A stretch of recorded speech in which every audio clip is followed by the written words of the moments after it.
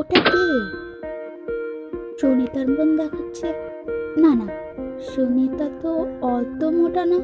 হতেও পারে, এখন আবার শীতকাল পড়েছে, চাদর সোয়েটার সব পরে তো একেবারে মোটা লাগে। একবার দেখে আসি সুনিতা কি। ও সুনিতা তুই? আমি আরো ভাবলাম এত মোটা তো সুনিতা হতে পারে না। হ্যাঁ, এখন শীতকাল পড়েছে, হালকা পাতলা মানুষও 100 কেজি ওজন সমান দেখায়। তোকে তো খুব মোটা লাগছে। একে দেখো না, শীতের পোশাক না মোটা কাপড়। কি রে, তো ঠান্ডা লাগছে না? আরে বাবা, ঠান্ডা তো লাগছে, কিন্তু শীতের পোশাক পরলে যে স্টাইল দেওয়া কম হয়ে যাবে। এখন বলবো না থাক, এখন বললে যদি না পরে বলবো, থাক এখন। ওই তো খাওয়া হয়ে গেছে, এইবারে বলি। এত তাড়াতাড়ি খাওয়া হয়ে গেল? আরে দুটো ভাত নাও আর দুটো তরকারি নাও। না না, ব্যাস ব্যাস হয়ে গেছে। আহা, তা বললে কি করে হয়? এসব তো তোমাদের জন্যই রান্না করা, তোমরা অতিথি মানুষ। তা বলছো যখন, তখন ঠিক আছে। এখন বলবো? না থাক বাবা, যদি আমার কথা মেনে সত্যি সত্যি বাস আসুক তারপরে বলবো। ওই তো বাস এসে গেছে, এইবার বলি। বলছি দিদি, আজ না গেলেই পারতে, আজ দিনটা থেকে যাও না। আরে না না দিদি, থাক না, অন্য কোনো দিন আসবো তখন থাকবো, কেমন? এখন যাই। তবুও দিদি, কয়েকদিন থেকে গেলে পারতে।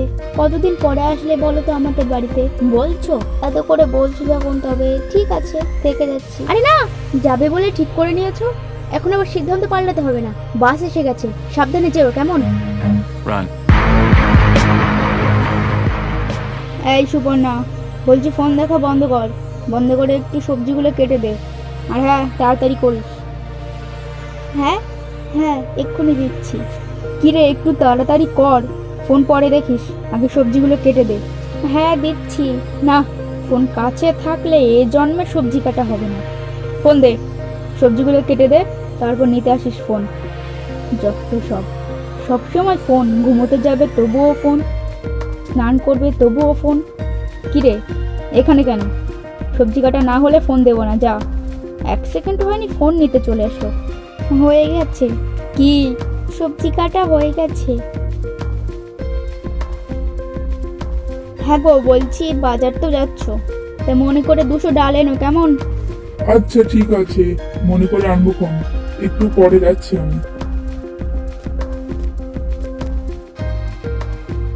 কি রে, স্কুল থেকে ফিরে আসলি? কই দেখি রেজাল্টে কত পেয়েছিস। কি রে, ফেল করেছিস তো? হ্যাঁ গো, শুনছো? তোমার মেয়ের রেজাল্টে ডাল ঘুটে এনেছে, আর তোমার কষ্ট করে বাজার থেকে ডাল আনতে হবে না। এই সুনিতা, সুনীল এসেছিল, বলছিল তোকে ফোন করতে, তোর ফোন নাম্বার ডিলিট হয়ে গেছে তো, তাই তোকে ফোন করতে বলেছে। আমি বলে দিতাম তোর ফোন নাম্বার, কিন্তু কি করব, আমার তো আবার তোর ফোন নাম্বার মুখস্থ নেই, সেজন্য বলিনি। হ্যাঁ মা, কিছু বলছো? কি বলছো বলো, আমি শুনতে পাইনি। হ্যাঁ, ওই সুনীল। কোথায় সুনীল? না রে বাবা, সুনীল বলেছিল। কি বলেছিল পুরোটা বলো না বাবা, কেন একটু একটু করে বলে হেয়ালি করছো বলো তো? ওই সুনীল এসেছিল, বলছিল তোকে ফোন করতে, তোর ফোন নাম্বার ডিলিট হয়ে গেছে তো, সেজন্য। হ্যাঁ, এমন ভাবে পুরোটা বলো, তা না একটু একটু করে বলছে। ওই সুনীল বলেছিল, পরের বার এমনটা যেন না হয় বলে দিলাম। সুনিতা, সুপর্ণা এসেছিল, বলেছে ও কাল স্কুলে যাবে না, ওকে ডাকতে বারণ করেছে। কি বলছোটা কি? ওই ডাকতে বারণ করেছে, তাই বলছিলাম। কে আবার ডাকতে বারণ করলো? বর্ণা ডাকতে বারণ করেছে। সুপর্ণা ডাকতে বারণ করেছে? কিসের জন্য? কোথায় যাওয়ার জন্য? উফ, তোমায় বলেছিলাম না এরকম একটু একটু করে কথা আমার সাথে বলবে না, পুরোটা বলো তো বাবা। সুপর্ণা বলেছিল। কি বলেছিল? উফ বাবা, থাক, তোমায় আর বলতে হবে না, আমি সুপর্ণার বাড়িতে গিয়ে জিজ্ঞাসা করে আসছি। সুপর্ণা যদি ফোন ব্যবহার করতো তাহলে আমাকে এত কষ্ট করতে হতো না। দিবি নাকি আমি সবাইকে গিয়ে বলে দেব? কি বলবি তুই? কালকের কথা, তুই কাল না না থাক, বলতে হবে না। এই নে মোবাইল, সাথে 100 টাকা। দয়া করে কাউকে বলিস না, আমার মান সম্মানের কথা কাউকে বলিস না প্লিজ। ঠিক আছে ঠিক আছে, কাউকে বলবো না। সুনিতা, কি করছিস তুই? আরে তুই জানিস আমার দিদি না কাল স্নান করিনি, আমি ওকে বলেছি আমাকে টাকা না দিলে সবাইকে বলে দেবো যে তুই কাল স্নান করিসনি। বড়ই হারামি তো তুই। ও তো একটু একটু, আমি আছি, তুই দাঁড়া, এখনো অনেকজনকে বলা বাকি আছে, সবাইকে বলে দিয়ে আসি আমি। দিদি, কিছু টাকা দে তো, না দিলে কিন্তু কালকের কথা সবাইকে বলে দেবো। হ্যাঁ আনছি, একটু অপেক্ষা কর।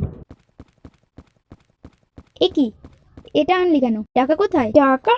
দাঁড়া, টাকা নেওয়াচ্ছি তোকে। সুনিতা আমার সব বলেছে, দাঁড়া তুই দাঁড়া। আমি কাল স্নান করিনি সেটা সবাইকে বলে দিবি না, বলে আমার কাছ থেকে টাকা নিচ্ছিস আর সবাইকে বলে বেড়াচ্ছিস। দৌড়ে আর কোথায় যাবি তুই, দাঁড়া। আগে ধরে তো দেখা আমায়। হেরে গেছিস তো, আর কোনোদিন আমার সাথে পাঞ্জা খেলতে আসবি না, নইলে আবারও হারিয়ে দেব। আমার চেয়ে বড়জন কেউ নেই এই পৃথিবীতে, আমি বড়জন, সব থেকে বড়জন আমি। আচ্ছা তাই নাকি? তোর এই অহংকার আমি ভাঙবো। কি বললি তুই? তোর থেকে বড়জন কেউ নেই তাই না? কিন্তু আমি একজনকে জানি যে তোর থেকে বড়জন। আচ্ছা তাই নাকি? তাহলে তো তার সাথে একবার দেখা করতে হচ্ছে। কে সে? কোথায় থাকে? আমি তাকেও হারিয়ে দেব।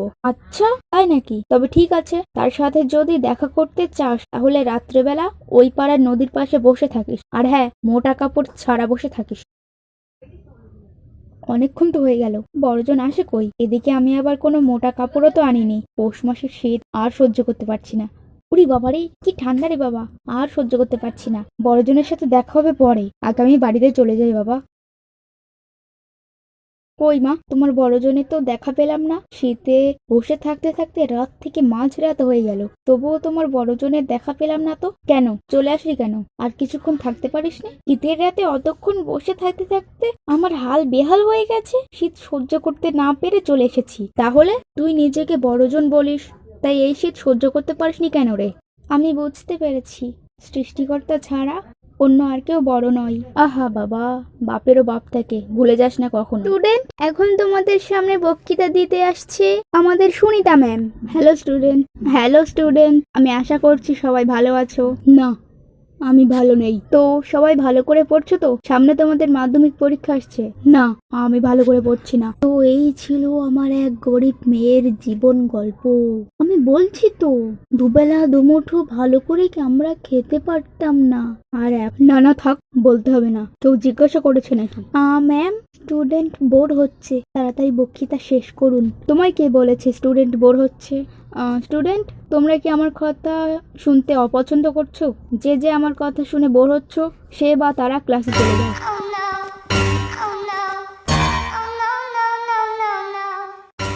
যখন তোমার ছেলে মাম্মা বলে তখন ছেলে তোমার রে, এখন তোমার ছেলে ডার্লিং বলে, এখন তোমার ছেলে আমার রে। ছেলে ছেলে না বলো শাশুড়ি, এখন তোমার ছেলে আমার রে, এখন তোমার ছেলে আমার রে। বলো, আরো বলো, একদিন তোমার বৌমাও এই গান গাইবে, এই বলে দিলাম। ছেলে, হায় হায় রে, এটা তুই কি করলি রে ছেলে? এটা তুই কি করলি রে ছেলে? ছেলে ছেলে না বলো শাশুড়ি, এখন তোমার ছেলে আমার রে, এখন তোমার ছেলে আমার রে। বৌমা, বলছি সবার জন্য চা বানিয়ে আনো তো। কি যে বলো না মা, তুমি এত সুন্দর সুস্বাদু চা বানাও, তুমি থাকতে আমি কেন বানাবো বলো তো? চা তো তুমিই বানাবে। তোমরা জানো মা কত সুস্বাদু চা বানায়। মা থাক, আর তেল লাগাতে হবে না, অনেক হয়েছে। যাও, সবার জন্য চা বানিয়ে আনো। আর হ্যাঁ, প্রশংসার জন্য ধন্যবাদ। বৌমা, ঘর মুছবে কখন? কি বলবো মা, তুমি তো জানোই আমি ঘর মুছলে তো কেউ মনেই করে না যে কেউ ঘর মুছেছে। হ্যাঁ, সে তো জানি। দিল, দু কথা শুনিয়ে দিল। আহা মা, আমার কথা এখনো শেষ হয়নি। বলছি, তুমি যদি ঘর মোছো তাহলে পুরো স্পষ্ট মুখ দেখা যায়, পুরো আয়নার মতো চকচক। প্রশংসা করার জন্য ধন্যবাদ। এখন যাও, ঘর মুছে ফেলো, যাও। আরে কিন্তু আমার পুরো কথাটা তো শুনে যাও। কথা কম কাজ বেশি, নিজের কাজ করো। আমার কাছ থেকে কাজ করে নেবে। তোকে বলেছিলাম না বাড়ি থেকে পড়া মুখস্থ করে আসতে, করেছিস? হ্যাঁ করেছি। আচ্ছা, তাহলে বই না দেখে বলতো। ড ঢ মধ্যাহ্ন। কি বলছিস? আমি তো তোকে অ থেকে ওই পর্যন্ত মুখস্থ করতে বলেছিলাম। ও আচ্ছা, আসলে ড থেকে চন্দ্রবিন্দু চাঁদ অব্দি আমার অন্য প্রাইভেট টিচার মুখস্থ করতে বলেছিল, আমি ভুলে গেছি। ঠিক আছে ঠিক আছে, তোকে বাড়ির কাজ দিয়েছিলাম না লিখতে, সেটা বার কর। এ কি, আমি তো তোকে এটা লিখতে দিইনি, তোমারটা আনতে ভুলে গেছি। এমনটা কি করে হবে বলতো? তুই এক কাজ কর, তোর মা বাবাকে বলে যে কোনো একজনের কাছে পড়তে আয়। দিদি, আমার মাকে বলেছিলাম, মা এই টাকাগুলো দিয়েছে আর বলতে বলেছে আমি আর এখানে পড়তে আসবো না।